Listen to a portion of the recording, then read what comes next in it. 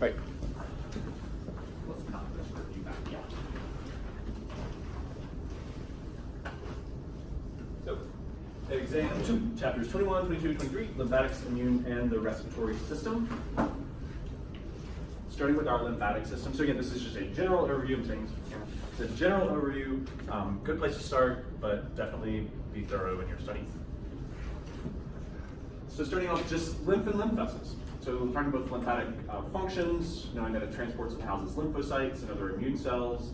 It returns excess fluid into the body tissues to maintain blood volume. So that's kind of one of its primary functions for sure, is actually just returning fluid back into the inferior container.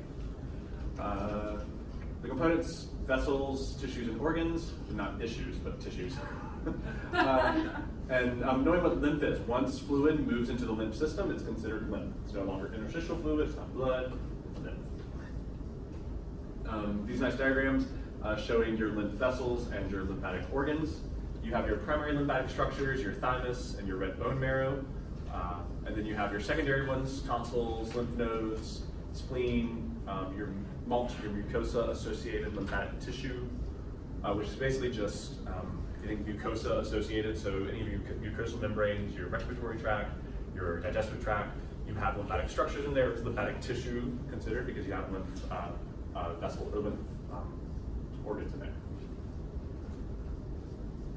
Lymphedema. So again, if you think lymph, the lymphatic system, if you think about it on its own, it's just all about returning fluid and moving fluid around through the body. So lymphedema is a big issue that we run into.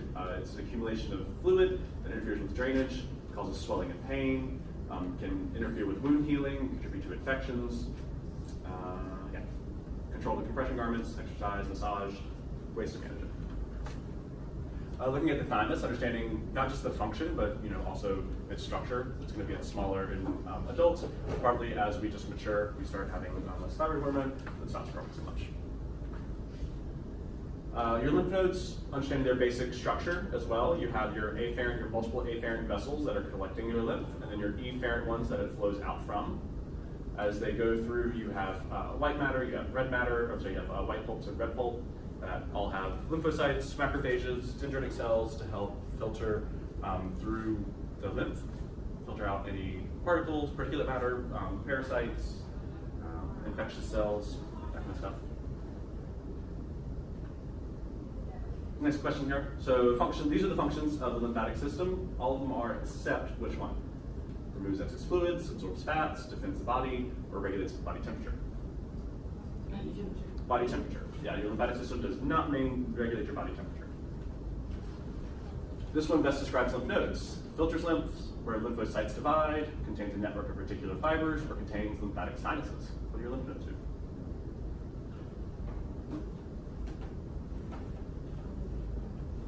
I like that answer. All of the above. So it does all of these things. It filters your lymph.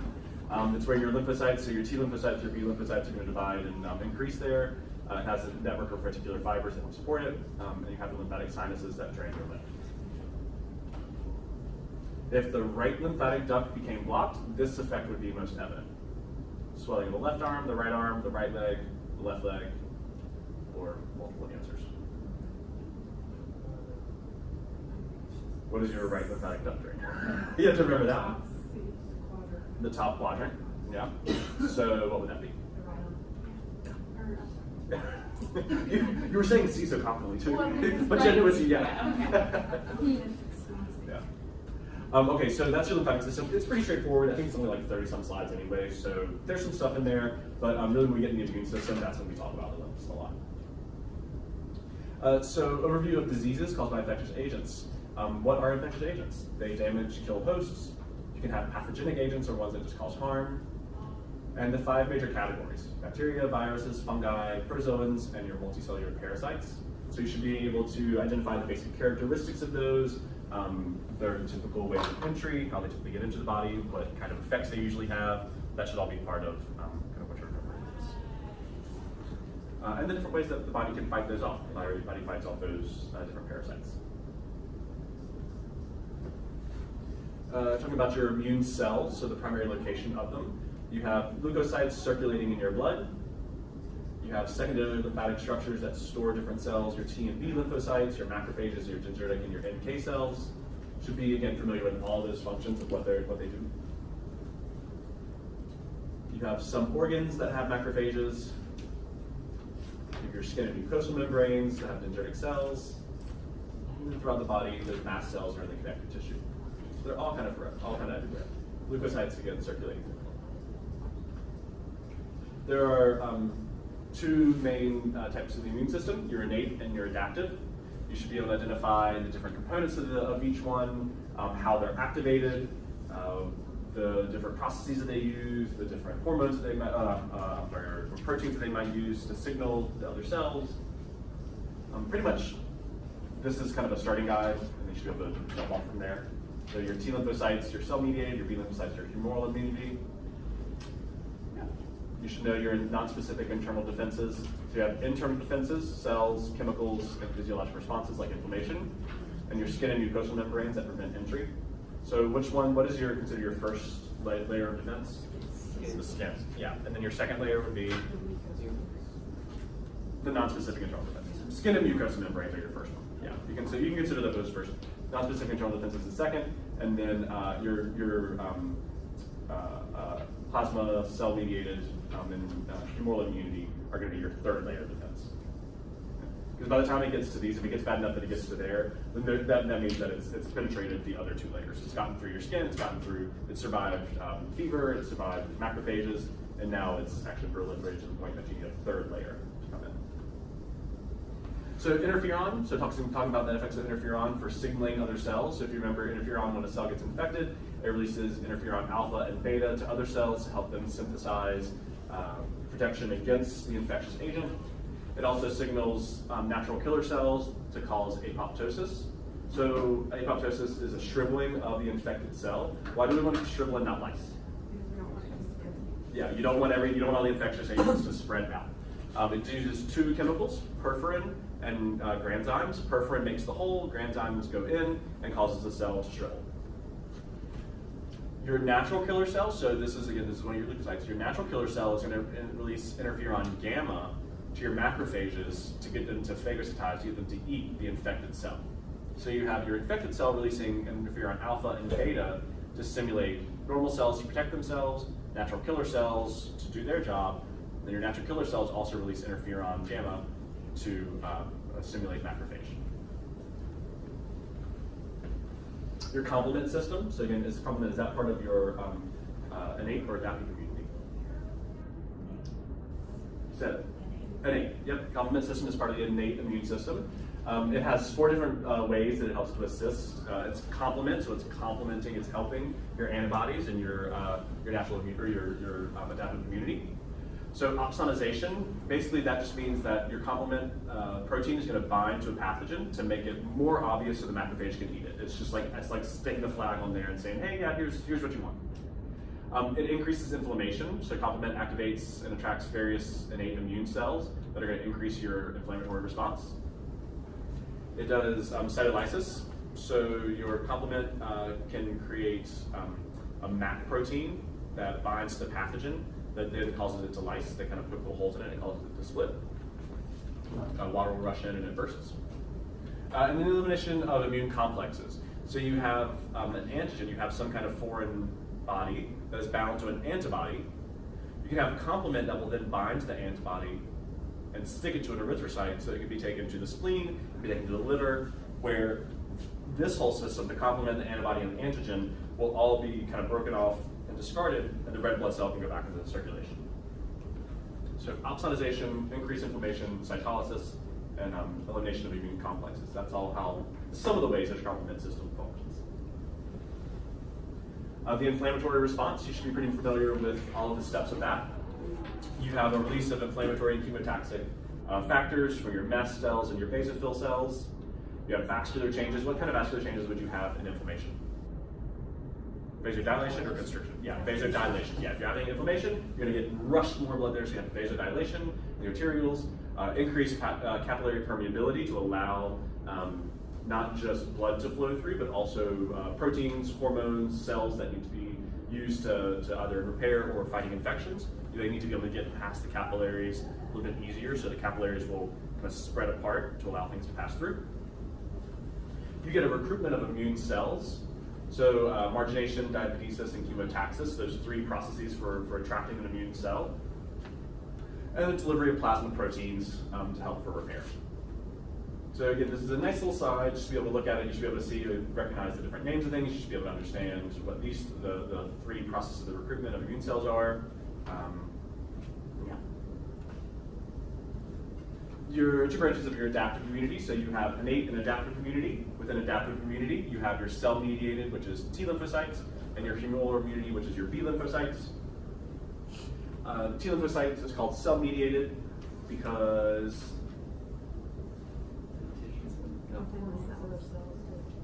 what? How are T lymphocytes activated? Do you remember? They're presented with the antigen by a cell. Yes. So cell-mediated means that there's a cell that's been infected. It has that MCH.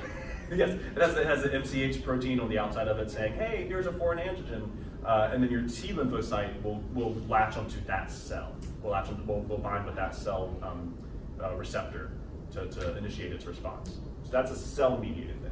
So your T lymphocyte cannot bind directly to an antigen. It has to be presented with another cell that has the antigen. The B lymphocytes are humoral immunity because they produce plasma cells, or rather, they can bind directly to the antigen and then create plasma cells that produce antibodies that circulate through the blood.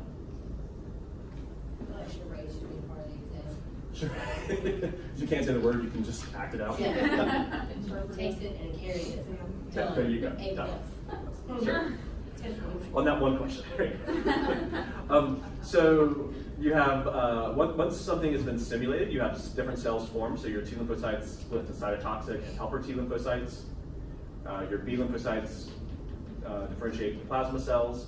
And then the effector response is that T lymphocytes, the cytotoxic, are going to destroy cells through apoptosis. Your helper cells are going to release molecules that further regulate the immune system, so interleukins, not interferon, but interleukins. So helper T lymphocytes release interleukins. Just remember that, because we'll get interferon and interleukins confused, I'm sure. I do. And then yeah, your B lymphocytes produce antibodies. So that's how they actually, their effector response, that's how they actually deal with the pathogen. Speaking of antigens, we talk about the antigenic determinant, known as an epitope. Basically, your antigen has these little proteins on the outside that help it to be recognized. It can have multiple different ones. It doesn't have to be just one determinant. It can have multiple determinants. And your antibodies will be able to bind to those. The more antibodies that bind, do you think you would have a greater or lesser response from your immune system? Greater. Yeah. Yes. Yeah. And your body is probably recognizing more. If you have more antibodies binding to that antigen, yeah, it's probably it's going to help it to recognize it more. This is the formation and docking of MHC class 2 molecules and antigen-presenting cells. If you remember all of that, there are MHC class 1 and MHC class 2.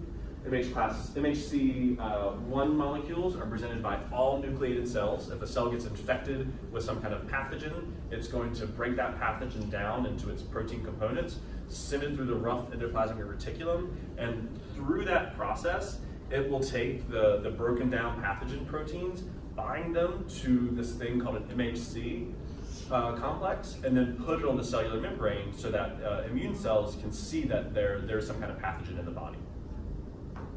So MHC class 2 only show up in antigen-presenting cells. Those are going to be your dendrites, your anybody else can step in here? Well, your dendrites, your macrophages, and your natural killer cells, I believe, and your B lymphocytes also do that. So your MHC class 2 molecules, basically those are antigen-presenting cells.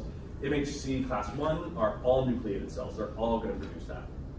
So your antigen-presenting cells will have MHC class 2 and MHC class 1. Formation and activation of your lymphocytes. It all starts in the red bone marrow. Your pre-T lymphocytes mature in the thymus, whereas as soon as they're produced, your B lymphocytes are ready to go. They're naive, immunocompetent B lymphocytes. Naive means what? They haven't encountered pathogen. There you go. Yeah, they haven't encountered pathogen yet, or an antigen, whatever you call it. But immunocompetent means that they are able to participate in the immune response. If it was immune incompetent, then it means that it would not be able to participate in the response. Once the T lymphocytes are matured into the thymus, they become naive immunocompetent T lymphocytes. Both helper and cytotoxic T lymphocytes are matured in the thymus. That's also where they differentiate, is in the thymus. They then move into, so that's formation, activation, and the lymph nodes, the spleen, and the tonsils, that's where they actually encounter different pathogens and actually become competent immune cells. That's where they become, they're no longer naive, they're active immunocompetent cells. After activation, you then get your effector response. So your helper T lymphocytes is going to be signaling other cells. Your cytotoxic T lymphocytes are going to be attacking pathogens, and your B lymphocytes are going to be producing antibodies to also attack pathogens. So formation, activation, response. Positive and negative selection. So positive selection, this is when the T lymphocytes are maturing in the thymus. They have to make sure that they don't recognize, that they will recognize foreign antigens, foreign pathogens, and they will not recognize the body's antigens. So you have positive selection where you want them to bind. So it binds the MHC molecule of a foreign antigen. So this is saying that you have some kind of foreign antigen cell, and let's make sure that T lymphocyte can bind to it. So if it binds here, then yes, it survives. If it doesn't bind, that means that it can't recognize foreign pathogens, and so it will be destroyed. If it passes positive, it goes to negative selection. Negative selection, you do not want it to bind, because this is going to ask, can it recognize itself? If it does recognize itself, it'll be destroyed by apoptosis, because then you could have an autoimmune disease. If it doesn't recognize itself, it survives. Positive, yes. Negative, no. Then you have your activation, so your formation, then your activation. Going through this, you have a first signal, you have a second signal. The interleukin 2 that the helper T lymphocyte releases to itself to further stimulate that response. Your cytotoxic T lymphocytes, they also have a first signal and a second signal. Your helper T, they use MHC class 2. Your cytotoxic use MHC class 1, or an infected cell,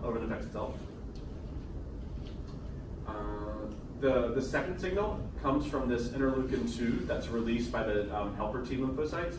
The interleukin 2 from helper T lymphocytes further activates the cytotoxic T lymphocytes.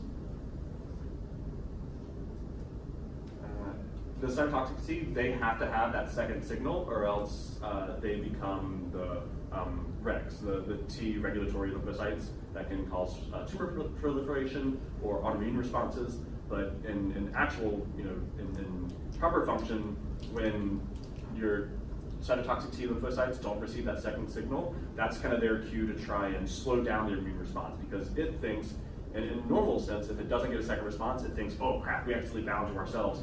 Let's back this up here. It can, of course, be detrimental, but in a normal response, that's what it would do. You also get activation of B lymphocytes, so we had formation and activation of both of those. Again, you have a first signal, a free antigen binds to the B lymphocyte receptor, and engulfs and presents that to an activated helper T lymphocyte. The helper T lymphocyte releases interleukin 4 to stimulate B lymphocyte. So it releases interleukin 2 to stimulate cytotoxic T lymphocytes, and the helper cells then release interleukin 4 to stimulate the B cells. Those will then differentiate into activated B lymphocytes that can make specific antibodies to that pathogen, and to memory B lymphocytes. These will also, the helper T lymphocytes and the cytotoxic T lymphocytes, remember, they do memory cells as well. Effector responses. Your activated helper lymphocytes are going to release different cytokines, interleukin 2, interleukin 4, to help support the immune response. They don't directly attack the invading cells. Your cytotoxic T lymphocytes are going to release perforin and granzymes to help it go through apoptosis. And yeah, antibody functions. So your B lymphocytes release the antibodies. They do neutralization, agglutination, precipitation, and then they also help with complement fixation, opsonization, and activation of natural killer cells. So being familiar with basically all of the responses, the formation, the activation, and the responses of B and T lymphocytes. And if you kind of break it down, it's a lot when you look at it once, but if you could break it down into little parts, into flowcharts or something, I think that helps a lot. Primary and secondary responses, just again remembering those. This also gives us a moment to talk about antibodies. You should remember 5 different types of antibodies that we use and their basic functions. Your IgM is going to be the first antibody that you produce in an infectious response. The first time, you don't have a huge antibody titer. That secondary response, you get a nice big, you get a nice big spike of this IgG. So that's going to be your the antibody that's produced when your body's like, oh, I know you. We can kick you out of here quickly. Active and passive immunity. So there's adaptive and innate. There is humoral and cell-mediated, and there's also adaptive, active and passive.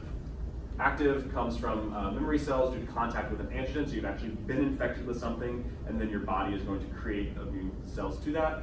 Passive is that you've never gotten it, but you are receiving antibodies for it. So in breast milk and in breast milk, you get that through naturally acquired. Artificially acquired would be transferring serum. So vaccines are not passive immunity, because vaccines don't give you antibodies. Vaccines give you the actual pathogen. You actually get infected with the dead version of the pathogen that your body then can respond to. Yeah. So that's artificially acquired. Naturally acquired active immunity. Somebody coughs on you and you get it. So this group of proteins is activated by a series of reactions in which one activated chemical activates another and promotes inflammation, phagocytosis, cell lysis, A, B, C, D, or E.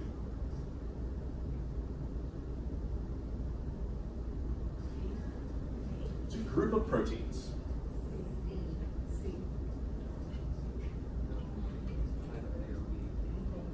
Which are we going for? It's a group of proteins that is activated by a series of reactions. Yeah, go study that. Interferons are antiviral proteins that stop viral reproduction in neighboring cells, preventing the production of viral nucleic acids and proteins. It's true. Yeah, it's true. So your complement proteins are going to work to do things like inflammation, phagocytosis. They kind of help support and rally the immune response. Your interferons are going to work to make sure that's the one where a cell gets infected. It releases interferon alpha and beta and gamma to help activate other cells and to warn other cells. This condition does not occur during the inflammatory response. Histamine and other chemical mediators are released, chemotaxis of phagocytes, fibrinogen enters tissues, vasoconstriction of blood cells, blood vessels, or increased permeability of blood vessels. What does not happen? Vasoconstriction. There you go. Very good. Vasoconstriction would cause smaller blood vessels, and we want to increase flow with inflammation. I'm going to give you all these slides too, by the way, so you don't get the pictures. It's fine. Maybe it sounds like Which statement best describes the function of antibodies? Prevent antigens from binding together, prevent phagocytosis, inhibit inflammation, block complement activation, prevent breakdown of foreign antigens. Right? Yep. Because yes, if it prevented antigens from binding together, we want it to clump. Antibodies, one of the functions they do is agglutination. We want things to clump. That makes it easier for them to be eaten. You don't want to inhibit inflammation. Inflammation is an important part of the immune response. Complement activation is there to help antibodies, and we don't want to break down foreign. We want to break down foreign antigens. That's what antibodies help do. This best describes the activity of cytokines. Prevent inflammation, activate macrophages, or kill target cells by causing them to lyse. All of the above. Very good. Cytokines are just proteins. They're just proteins that regulate the immune response. One. This type of resistance is acquired as a result of developing and recovering from a disease. Very good. Naturally acquired active immunity. So naturally acquired because you acquired the disease. You actually became sick. And then it's active because, again, you are being exposed directly to the antigen, to the pathogen, not to just antibodies from it. Okay, respiratory system. Wrap this up.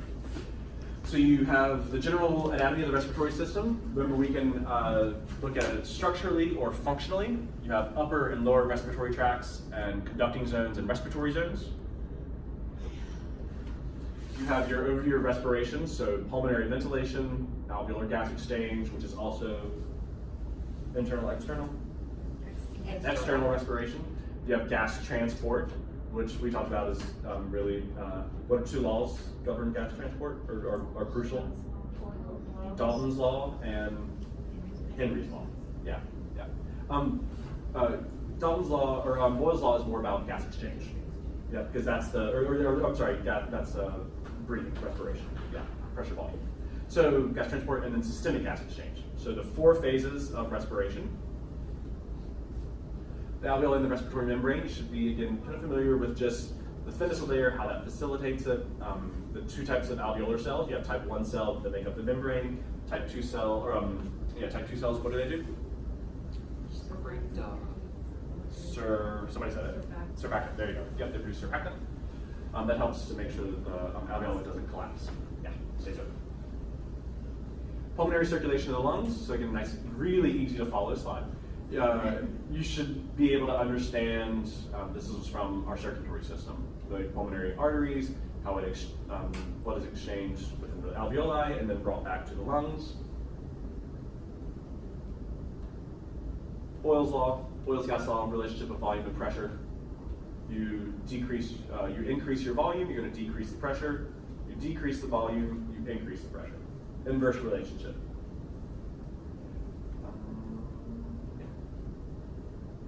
So talking about inspiration and expiration, really you should just be able to understand what is the diaphragm going to be doing during inspiration and expiration, what kind of muscles are going to be working, your intercostals, external and internal, your scalenes, your SCM, the physical and the neural components to that, as well as how pressures make a difference here. So this is our Boyle's law stuff. The pressure inside of the lungs has to be less than the pressure outside of the lungs for us to inhale. So atmospheric pressure is higher, it pushes air into our lungs, because as we increase the volume, we decrease the pressure, and that draws the air in.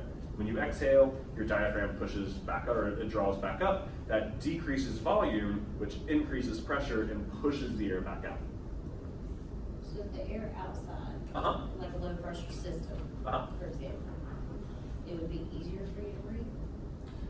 In a low pressure system, it would be harder for you to breathe, because the pressure is lower. So it means it'd be more equal to your lungs. So if the air outside, let's say the pressure in your lungs is 750 and the air outside is 750, you have to physically, well, I mean, again, anytime you breathe, you're pulling your diaphragm down, but that's why we pull the diaphragm down to increase the volume in our lungs, which decreases the pressure, so it makes our lungs more negative.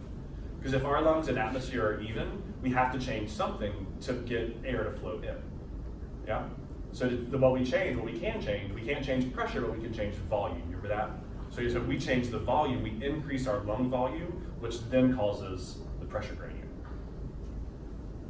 And then the opposite is true. We decrease our volume, which levels out the pressure gradient and pushes the, you might have to really forcibly exhale. That's probably what you would have problems with if the pressure outside was less than yours. You would probably have more trouble exhaling than, Keep going. Any other questions? You have your respiratory center. Again, really nice diagram here. So fun. There are 2 main respiratory centers, your medullary and your pontine respiratory centers. Your medullary respiratory center has your ventral respiratory group and your dorsal respiratory group, VRG, DRG.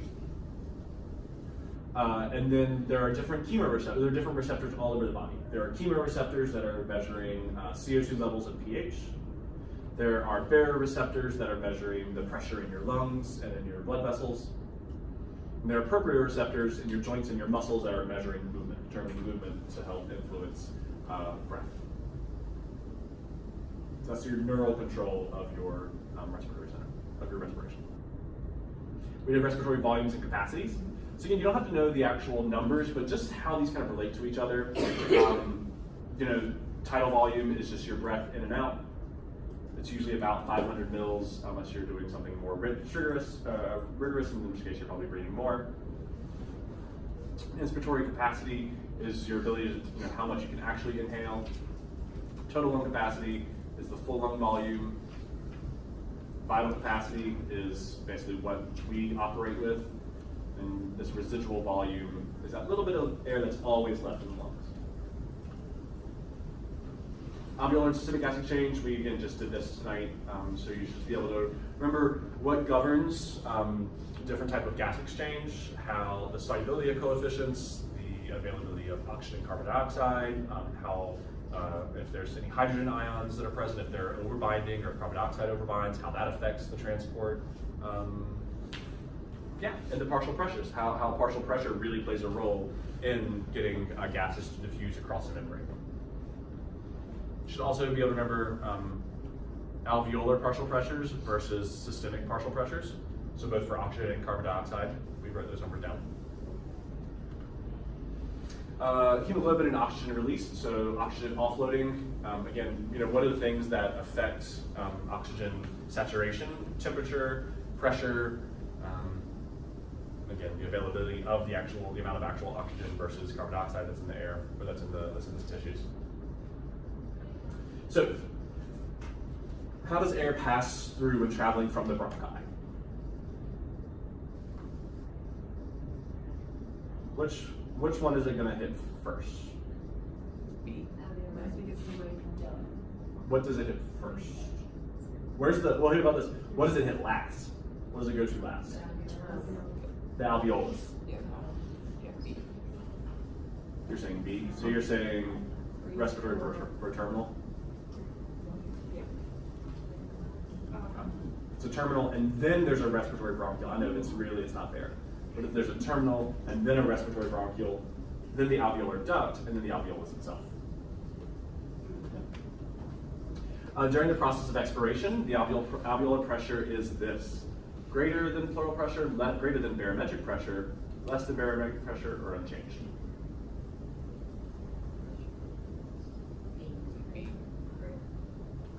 Very good.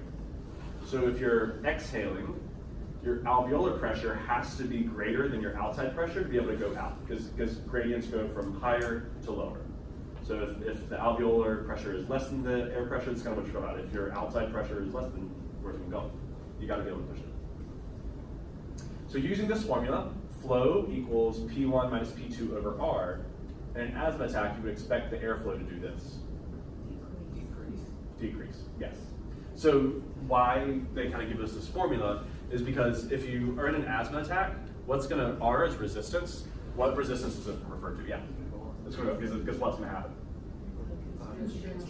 Yeah, bronchoconstriction is going to happen. So your resistance is going to go up. And since this flow and resistance have an inverse relationship here, as resistance increases, your flow is going to decrease.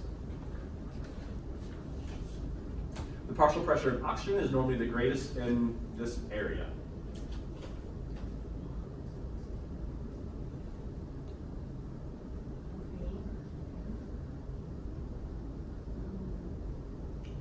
This one might be a little tricky. I have a very hesitant hey, yeah. So even by the time that it goes from your mouth down into your alveoli, it's going to lose a little bit of oxygen. So like as you breathe in, that's when you're getting like the biggest hit, like in your mouth is the biggest hit of oxygen, and then it just decreases a little bit. So that's why it's an alveolar air. I would go to test. I would have accepted both answers. I wouldn't put both answers, but they both put them right. This condition causes a decreased rate of diffusion through the respiratory membrane. Increased fluid in lungs, decreased diffusion coefficient, decreased respiratory surface area, decreased partial pressure gradient. All of them, yes. So if you have increased fluid in the lungs, that's going to limit you need some fluid, you need some surfactant, some liquid to be able to help facilitate the gas exchange. But if you have too much, then it's not going to be able to flow quite as easily. The diffusion coefficient, if that is decreased, then you won't be able to transport the gases as easily, or they won't be able to transport across as easily. Decreased respiratory surface area, so if we talk about the alveoli, they have a lot of surface area. They're small, but there's a ton of them, and so that collectively makes a lot of surface area, kind of like with your capillaries. They're really tiny, but there's just so much of them. Decreasing the surface area decreases your potential for diffusion. Decreasing the partial pressure gradient, that's what determines flow. high to low. If that gradient is less, is decreasing, so they're getting closer and closer, your flow is going to be smaller and smaller. No. Any questions? Feel free to email me. I'll see y'all tomorrow, so if you have questions between now and then, feel free.